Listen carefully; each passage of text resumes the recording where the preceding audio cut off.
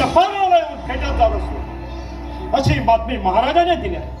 निर्मला, तू सुद्धा त्या बाजी घोरपड्याच्या जाळ्यात गुरफटत जाऊ नकोस आणि तुझ्या त्या थेरड्या बापालाही सांग बाजी घोरपड्याच्या थापाला भुलून जाऊ नकोस म्हणून. दादाजीराव, तुम्ही मुळीच काळजी करू नका. त्या बाजी घोरपडेला आणि माझ्या बाबासाहेबांना मी योग्य तो धडा शिकवतो. नेताजीराव, आपण शिवाजी महाराजांना भेटल्यानंतर आदिलशाहीत माजोरी करणाऱ्या त्या सैतानांना योग्य तोच धडा शिकवा आणि आमच्या मराठशाहीतील अबलांचे रक्षण करा आणि मगच या लावण्यवती निर्मलाची विचारपूस करण्यात या.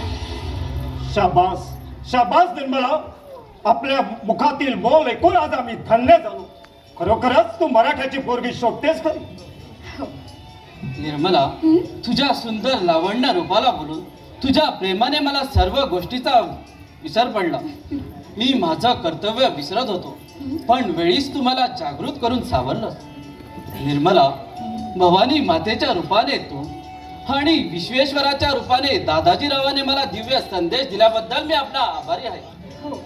निर्मला, बोला. महाराष्ट्राच्या रक्षणासाठी ह्या नेताजींची तलवार दुश्मनाच्या रक्ताने माखलेली घेऊन तुझ्या भेटीस धावत येतो.